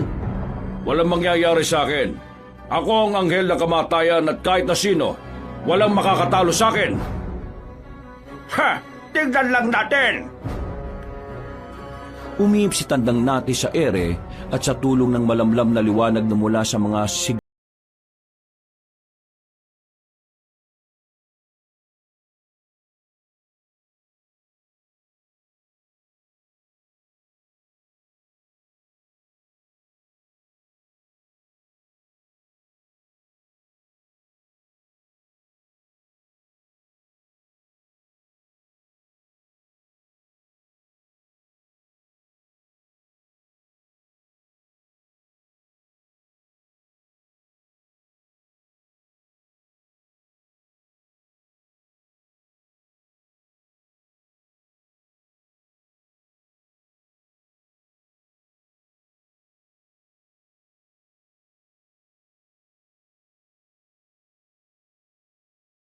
Ililigtas ko kayo! Sige po, Tay. Baka po kasi kung anong gawin sa amin ni Tandang Natis eh. Hindi na siya si Tandang Natis ngayon. Siya na si Sitan, ang pinakakinasusulong Diyos ng sinaunang impyerno. Pero huwag kang mag-alala. May kasama tayo sa pakikipaglaban sa kanya. Sino po? Ang ikalawang nanay Maricar ko po? Hindi sumagot si Orlando. Nagmadali siyang lumapit sa kinaroroonan ng bata sa kakinalagan yun. Nilapitan niya rin si Maricar na nakahandusay sa sahig ng kuweba. At nang mapagtanto niyang wala ngang malay ang babae, kinarga niya yung palabas ng kuweba. Sino po yung sinasabi niyong kasama natin sa pakikipaglaban, Tay? Ang totoo mong ama, si Anghel Azrael. Ayun siya oh. Ang totoo kong ama? Paano nangyari yun? Nang dinukot ni Nasita ng nanay Maricar mo, nagpakita siya sa atin at ginamit ang katauhan ng nanay mo para maprotektahan ka niya. Kung ganun po, kailangan natin siyang tulungan. Kailangan matalo ang mga aswang, pati na mga pinuno nila. Oo anak, kaya tara na. Kailangan ko lang masiguro na hindi makukuha ulit ng mga aswang ang nanay Maricar mo. Sige po, Tay. Inilipag ni Orlando si Maricar sa lilim na malaking puno. Noon din, umatake sila sa kinaroroonan ni na Anghel Azrael. Pagdating nila roon, Napalingon si Sitan sa kanila saka napatawa. Na mga sandaling yun, mas naging malakas ang mga aswang nakaharap ng anghel. Lumapit na rin si Orlando roon para tumulong. Napalingon na lang siya kay Kaliel at napatango nang makitang naging isang anghel din yon. Alam kong gusto mong kunin ang anak ko dahil isang bathaluman ng kanyang ina. Akala mo ba'y papayagan kong mangyari yan? Isa kang mababang uri ng anghel lamang. At mas makapangyarihan pa rin sa iyo si Lucifer. Sa palagay mo ba, mapipigilan mo ako sa pinaplano ko? Hindi! Kung siya lang mag-isa, baka mabigo siya. Pero ngayon, 3 na kami ang makakaharap mo. Kaya umanda ka, Sitan! Sige, kung gusto niyo ng seryosong labanan, pagbibigyan ko kayo! Pagkawika ni Sitan, itinas niya ang kanyang kamay. Napasigaw na lang si Orlando at Kaliel nang magsimulang yumanig ang lupa. Ng mga sandaling yon, naging mas agresibo ang mga aswang na umatake kay Kaliel. Nakita naman ni Anghel Azrael ang ginawa ng mga nilalang, kaya sumugod din siya para kalabanin ng mga yon. Napamura naman si Orlando at noon din tumakbo rin siya para lapitan si Sitan. Subalit nang ilang dipa na lang ang layo niya sa kalaban, ikinumpas nito ang kanyang kamay. Kasabay noon, napako siya sa kanyang kinatatayuan. Sige, gumalaw ka kung kaya mo! Anong ginawa mo sa akin? Bakit napako ko sa kinatatayuan ko? Pakulan mo ako dito! Ginawa ko yan para mas maging madali sa akin na kunin ang asawa mo. Ang totoo mong asawa. Napakasama mo! Ano naman ang gagawin mo kay Maricar, ha? Malalaman mo rin. Huwag kang mainip. Panoorin mo muna kung paano talunin ng mga bagong ahon kong alaga. Bagong ahon? Oo, dahil ang mga tinawag ko ay mula sa kailaliman ng lupa. Tignan mo kung gaano sila kabagsik. Nilingon ni Orlando si Kaliel at Anghel Azrael. Nakita niyang medyo hirap ang dalawa na talunin ng mga aswang na mas maliliit at mas maliliksi kung gumalaw. Walang ano-ano. Nawala si Sitan at napasigaw siya nang makitang nasa tabi na ng aswang niya ang peking ermitanyo. Susugod sana siya pero inatake siya ng mga maliliit na nilalang. Kaya wala siyang ibang napagpilian kung hindi ang lumaban na rin lang gaya ni Kaliel. Bahagya rin siyang lumapit sa kanila, kaya nahirapan ang mga alagad ni Sita na matali siya. Ang babangis sa mga nilalang na ito. Alam ko, hindi lang sila basta mga aswang. Hinango sila ni Sitan mula sa impyerno at ginawang mga aswang. Kaya nga po, kung karaniwang aswang lang ang mga yan, sigurado masusunog kaagad sila kapag nasugatan natin eh. Pero hindi. Kailangan natin matalo sila.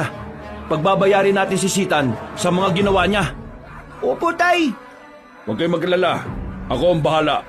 Kung hindi man sila napapatay at nasusunog gamit ang karaniwang patalim, pupulbusin ko sila gamit ang espadang pumatay rin sa mga rebelding anghel. Itinaas ni Anghel Azrael ang kanyang kamay at napatingin rin si Orlando. Nanlaki na lang ang mga mata niya nang makita niyang may liwanag na mula sa langit.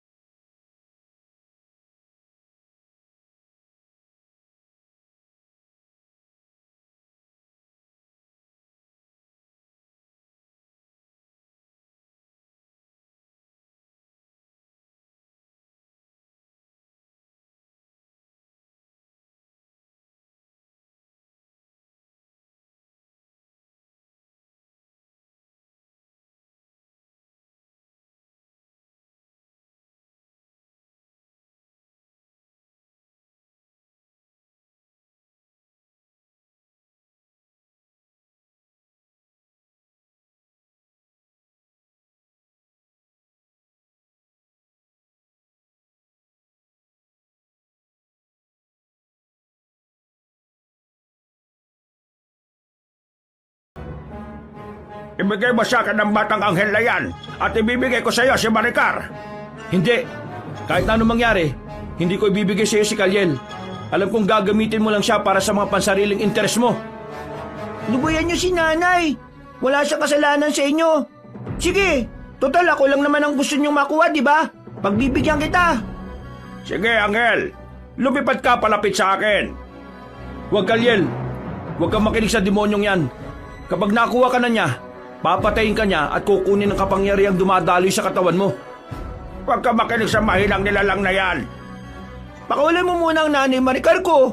Lalapit ako kapag napakawalan mo na siya. Kalyel, makinig ka. Iisang ka lang yan. Ayaw kong may mangyaring masama sa'yo. At ayaw kong gamitin ka ni Sitan. Pero ayaw ko rin pong masaktan siya.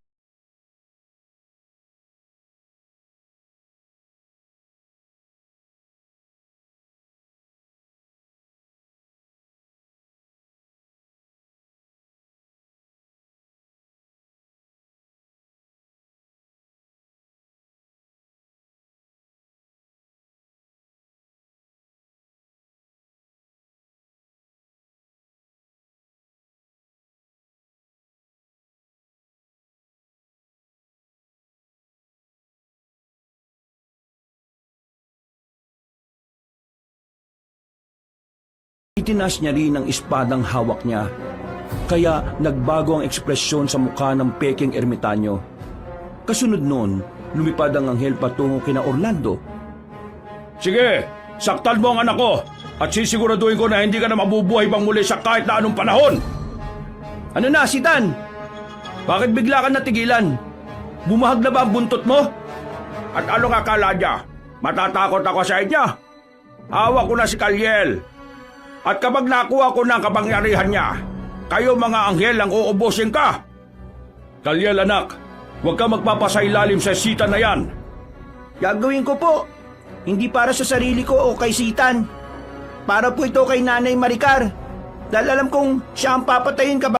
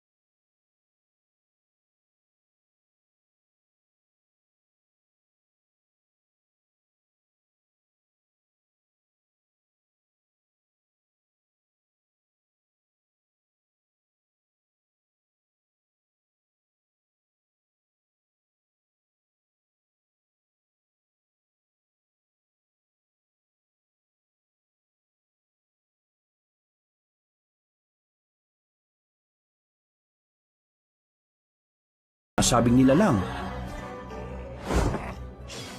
Kung hindi umubra sa akin ng anghel, ikaw pa kaya? Isa ka lang mahinang manunugis ng aswang. Mahina? Tingnan natin. Kahit na itong itak lang ang panlaban ko sa'yo, kaya kitang dalunin. Alang-alang sa anak at sa asawa ko. Sige. Sige, lalaki. Subukan natin kung hanggang saan ang kakayahan mo. Mag-iingat ka sa kanya, Orlando. Tuso ang Sitan na yan. Huwag ka mag-alala. Hindi ako magpapa... Anong gusto mong sabihin, ha? Ano ka ngayon? Sinakal ni Sitan si Orlando at ilang beses na ibinagsak sa lupa. Kahit na sobrang sakit na ng kanyang katawan, sinika pa rin niyang huwag mabitiwan ng itak. Bago pa man malaman ni Sitan ang plano niya, gamit ang natitira niyang lakas ay tinaga niya ito sa muka. Napaingil ang peking albularyo at noon din sinuntok niya sa tiyan si Orlando. Napaungol naman ng lalaki at bago pa man niya muling mataga si Sitan, ibinalibag din niya ito. Agad niyang ibinaling ang pansin niya roon at napailing nang makitang umatake si Anghel Azrael sa kalaban nila. Malakas ka lang dahil sa kapangyarihan mo mula sa kadiliman. Ikaw naman, napakahina mo. Anghel ka nga ng kamatayan pero parang ikaw pang mamamatay sa ating dalawa ngayon ah. Isama mo na lang kaya mga kakampi mo. Hindi mangyayari yan. Ikaw muna ang dadaling ko sa kamatayan. Para kailanman, hindi ka na makakapaghasik ng lagim. Anghel ka lang, hindi ka Diyos. Tama ng satsat. Tapusin na natin ito at ang malaman kung sino ang karapat-dapat na mamatay. Napangisi si Tandang Sitan at noon din mas naging mabagsik pa siya. Mas niliksyan niya ang galaw at nakita ni Orlando kung paano siya lumipat sa bandang likuran ni Anghel Azrael.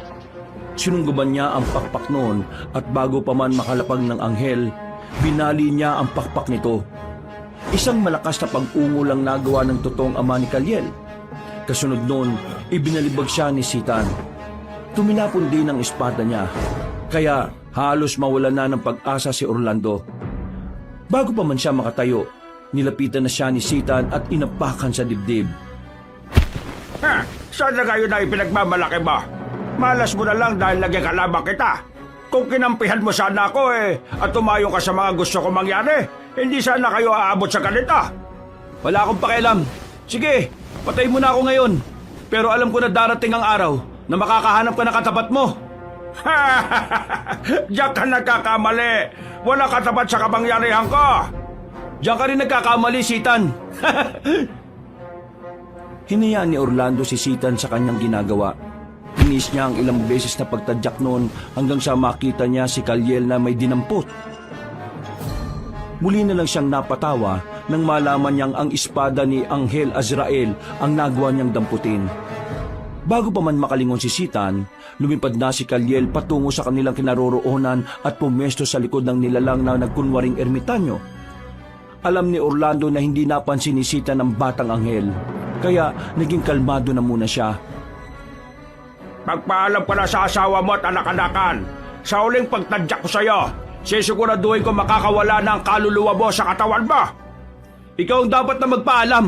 Anumang sandali, papatayin ka ng anghel at babalik ka na sa kung saan ka nararapat. Huwag ka magpakasiguro, lalaki.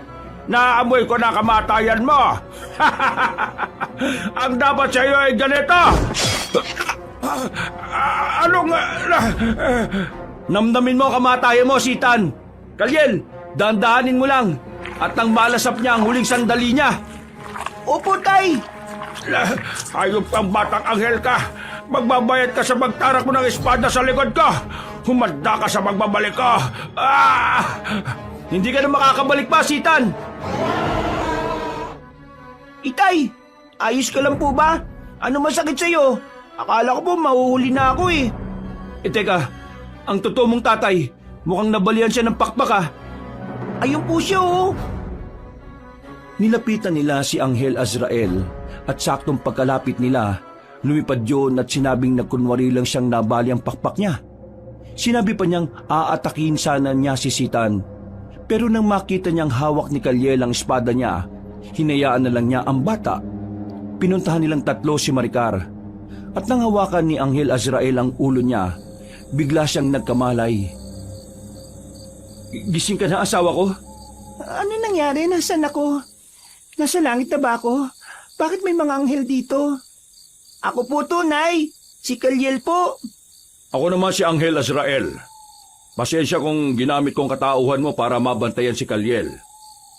Siya ang totoong ama ni Kaliel. Mabuti na lang at tinulungan niya tayong matalo si Sitan. Si Sitan? Nasaan ang demonyong yon? Wala na siya. Naging abo na. Pinatay na siya ni Kaliel. Napakatapang talaga ng anak ko. Napahama mo ko, Kaliel. Salamat din, Anghel Azrael, at hindi mo pinabayaan si Kaliel. Nung makatayo na si Maricar, nag-usap sila patungkol sa kalagayan ni Kaliel. Inusisa nila si Anghel Azrael kung dadalhin niya ang batang anghel o hindi. Napangiti na lang ang anghel at napatingala sa langit. Sinabi rin niya na kahit nadalhin niya sa langit si Kalyel, hahanapin pa rin nito ang buhay sa lupa. Nasanay na siya rito sa lupa. Ayaw ko rin madamay siya sa digmaang nagaganap sa langit. Mas mabuting dito na siya sa inyo. Talaga? Anghel Azrael? Hindi mo kukunin si Kalyel? Akala ko kasi bumalik ka para kunin siya eh. Yan din sana ang una kong iniisip. Pero nang makita ko kung gaano nyo kamahal ang anak ko, napagtanto kong mas dapat siyang mamuhay kasama ninyo. Talaga po, Tay? Naku, maraming salamat po. Salamat, Anghel Azrael.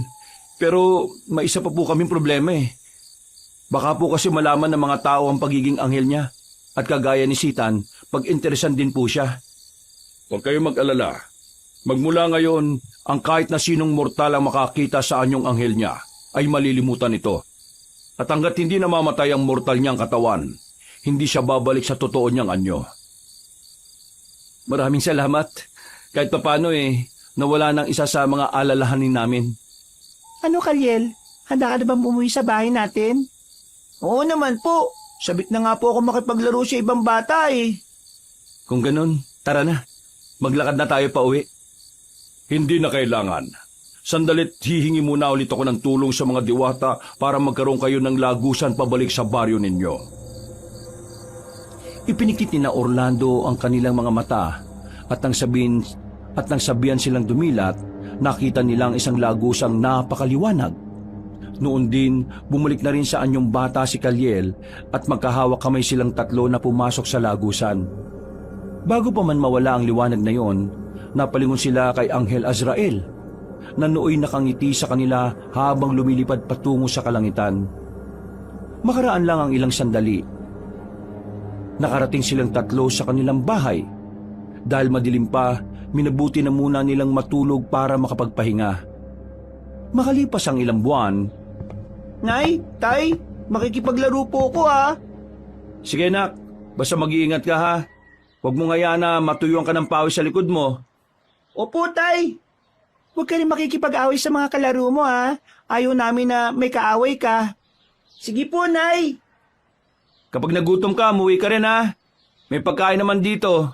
Huwag mong hayaan ang sarili mong magutom dahil lang sa paglalaro. O sige na, baka kasi hinihintay ka na ng mga iba mong kalaro eh. Napangiti na lang ang mag-asawa nang makita nila ang pananabik ng anak nila para makapaglaro sa kapwa niya bata. Napayakap na lang si Orlando kay Maricar at napabuntong hininga. May pagkakataon kasing nakakalimutan nila kung sino talaga si Kalyel. Ngunit dahil sa mga naging karanasan nila, hindi nawala sa isipan nila ang patungkol sa pagiging anghel ng bata. Alam mo, ang buong akala ko, kukunin talaga siya ng totoo niyang tatay eh. Mabuti na lang talaga at hindi niya ipinagdamot sa atin ng anak niya. Kaya nga kung tutusin, may pagkakataon na siya. Saka, magpasalamat na lang tayo, tinulungan niya tayo matalo si Sitan. Sino ba naman ang mag-aakala na ang mabait na ermitanyong yun isa palang pinuno na kasamaan? Saka may interes pala siya sa batang anghel na anak natin. Hindi ko kagad nalaman yun Kung alam ko lang na yun ang pakay niya, hindi ko siya hinayaang makalapit kay Kalyel. Ako din, kung may babalik ko lang ang oras, hindi ko papayagan si Kalyel na makipagsalamuha sa matandang yon. Pero hindi bale, tapos na ang laban natin yun At siguro naman, tuluyan na rin magiging tahimik ang buhay natin. Sana nga, Orlando. Ayaw ko malagay sa peligro si Kalyel Hindi ko kakayanin kung may masamang mangyayari sa kanya. Ang mas mabuti siguro, magsimba tayo kada linggo. Para naman kahit na wala na sa langit si Kalyel, mas mapapalapit siya sa mga kauri niya ron. Oo, mas mainam nga yung naisip mo. Gusto kong ipagdasal palagi ang katahimikan ng buhay natin.